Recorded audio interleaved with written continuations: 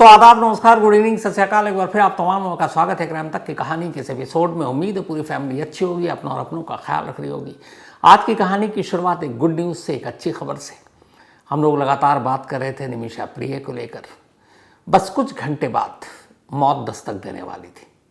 करिश्मा इसी को कहते हैं। और कुछ घंटे पहले खबर आई कि निमिषा प्रिय की सजाए मौत को कुछ दिनों के लिए फिलहाल टाल दिया गया। ख़त्म नहीं है, माफ़ी अभी नहीं मिली है, लेकिन इस फांसी को टालने से एक उम्मीद ज़रूर जगी है कि शायद बात बन जाए। जिस परिवार में जिस शख्स का कत्ल हुआ है उसका परिवार निमिषा को माफ़ी दे दे और निमिषा जिंदा हिफाजत से वापस अपने देश लौट आए। कैसे हुआ ये सब कुछ? क्योंकि भारत सरकार ने कल सुप्रीम कोर्ट में कहा था कि यमन जैसे देश से जितना मुमकिन था हमने किया, इससे ज़्यादा कुछ नहीं कर सकते। लेकिन उसके बावजूद एक दूसरे चैनल से सब कुछ ये हो रहा था, बातचीत चल रही थी, जिसमें एक सोशल एक्टिविस्ट, सामाजिक कार्यकर्ता सैम्बल थे। फिर कहाँ कहाँ किन किन से बात हुई और आखिरकार कैसे इस नतीजे पर पहुँचा गया कि फ़िलहाल टाल दो। 16 जुलाई की सुबह जो निमिषा को सजाए मौत मिलनी थी, कुछ वक्त के लिए रोक दो। तो ये क्यों और कैसे हुआ, ये पूरी कहानी आपके सामने रखूं उससे पहले एक ऑडियो सुनाना चाहता हूं आपको। बिहार की राजधानी पटना से फिर एक खबर आई है और इस खबर के साथ कई अजीब चीज़ें। ये एक फ़ोन पे बातचीत हो रही है एक पति और पत्नी के बीच, और इस बातचीत को जब आप सुनेंगे तो साफ होगा कि पति कहीं फंसा हुआ है और पत्नी उससे पूछ रही है कि वो इस वक्त कहाँ है। तो पहले ये बातचीत सुन लीजिए। अरे खोलो ना यार, मर जाएंगे यार। कहाँ है अभी? आप दिख तो नहीं रहे हैं। अंदर खोलो ना गेट। अरे पागल, हम मर बाहर जाएंगे खड़े यार हैं। मिट्टू। हम बाहर खड़े हैं गैलरी में, कहाँ दिख रहे हैं आप? अरे गेट अंदर खोलना। मर जाएंगे मिट्टू, हम आ रहे हैं, एक मिनट रुक जाइए। मर जाएंगे यार, मर जाएंगे यार, खोलो गेट प्लीज। आ रहे हैं, अभी आ रहे हैं। हम मर जाएंगे। तो आप हैं कहाँ पे? आप नहीं घर के पास हैं? अरे घर में ही है यार। आ रहे हैं, आ रहे हैं। मेरे कमर के ऊपर गाड़ी चढ़ा हुआ, मर जाएंगे। कमर के ऊपर गाड़ी चढ़ा हुआ है? हाँ, कौन सा गाड़ी चढ़ा हुआ है? गेट खोलो। अरे आप हैं कहाँ, ये बोलिए ना, माथा खा रहे हैं। मर जाएंगे मिट्टू। हैं कहाँ अभी? ये बोलिए ना जल्दी हमको। हाँ, मर जाएंगे। हम भी बोलिए ना जल्दी। हेलो, हाँ, मर जाएंगे। अभी है कहाँ? जल्दी बोलिए ना। हम घर में ही हैं। घर कहाँ है? घर नहीं है अभी। हम मर जाएंगे, अभी मर जाएंगे। अभी है कहाँ? अभी ये बोलिए ना। हम लोकेशन भेज रहे हैं। हाँ भेजिए भेजिए भेजिए, जल्दी भेजिए, जल्दी भेजिए। तुम लेकिन गेट खोलना पहले। हम गेट हम खोल मर दिया। जाएंगे। आप लोकेशन भेजिए ना अभी जल्दी। हम भेज रहे हैं। हाँ भेजिए जल्दी से, जल्दी भेजिए। भेज रहे हैं। ये फ़ोन पति पत्नी के बीच फ़ोन पर बात हो रही थी। एक तरफ पति था अभिषेक वरुण और दूसरी तरफ उनकी पत्नी।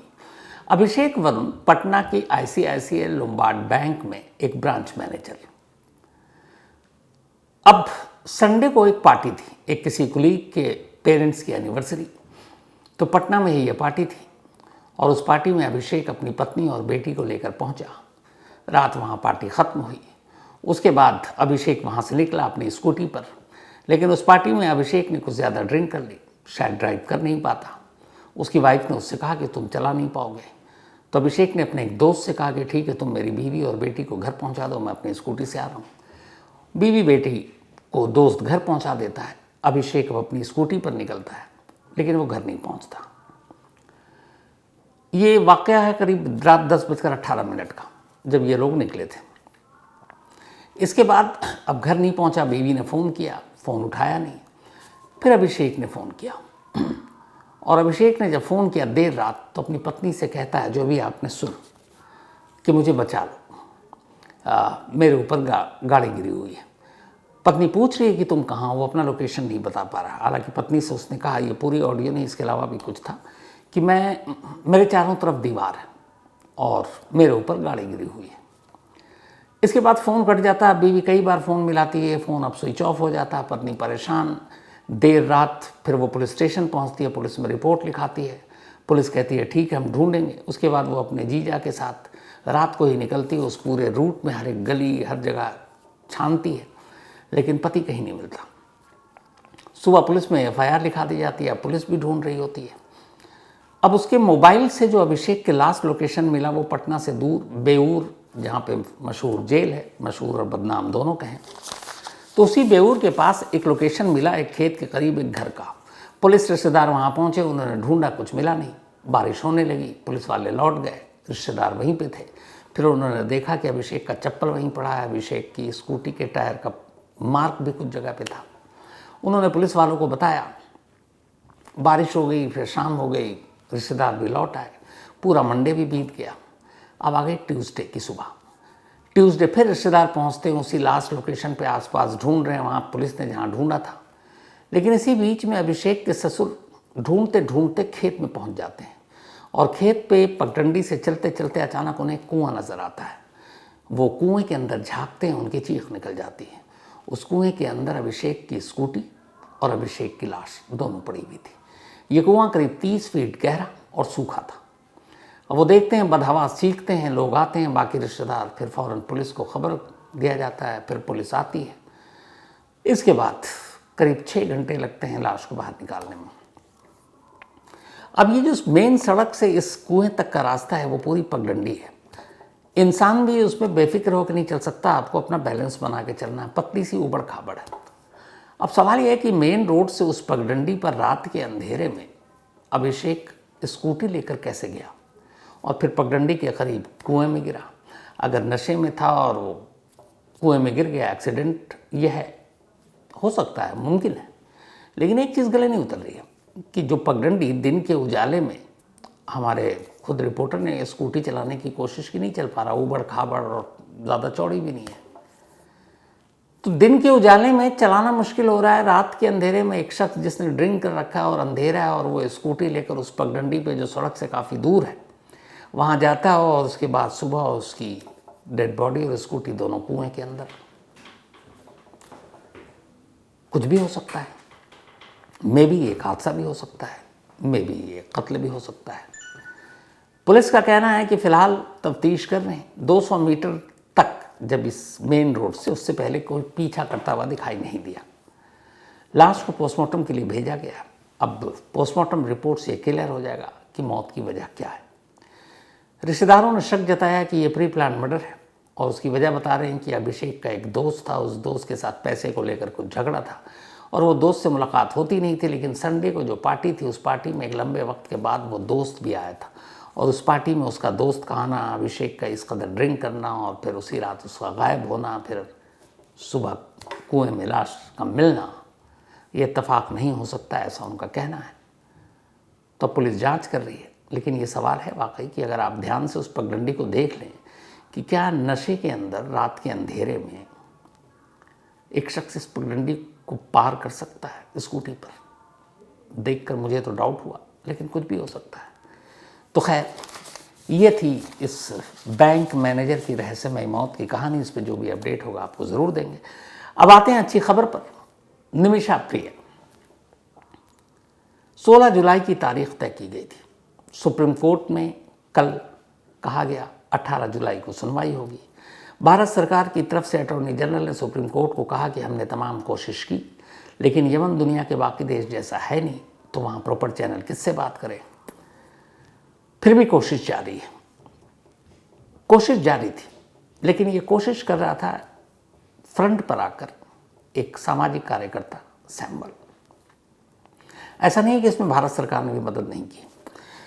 हमारी जो देश की एम्बेसी है दुनिया भर के देशों में, तो वहाँ पे बहुत सारी जो काम होते हैं, तो उसमें ये भी है कि हमारे इंडियन जो हैं फंसे हुए हैं किसी क्राइम में, किसी को सजाए मौत मिली है तो उनको बचाना भी फ़र्ज़ होता है, और उसके लिए ये भी होता है कि अगर ज़रूरत पड़े तो ब्लड मनी। लेकिन सरकार ब्लड मनी के लिए कोई फ़ंड तो रखती नहीं है, और ब्लड मनी देना शायद पॉलिसी के भी ख़िलाफ़ है। आपको बताना पड़ेगा कि अगर आप 8-10 करोड़ रुपए दे रहे हैं तो ये किस फंड से दे रहे हैं, क्योंकि सरकार के ख़जाने के पाई का हिसाब रखा जाता है। तो हर एम्बेसी में एक वेलफेयर फंड होता है, और उसी वेलफेयर फंड से ऐसी चीज़ों को निपटाया जाता है। रिकॉर्ड पे नहीं होता कि आप ब्लड मनी के लिए दे रहे हैं, किसी की जान बचाने के लिए दे रहे हैं। वेलफेयर फंड मतलब विदेश में रह रहे भारतीयों के कल्याण के लिए एक फंड जिसका इस्तेमाल किसी भी सूरत में हो सकता है। तो इसीलिए वेलफेयर फंड के ज़रिए ऐसे केसेस में मदद की जाती है उन भारतीयों की जो बाहर में किसी न किसी जुर्म में या इस तरह की चीज़ों में फंस गए।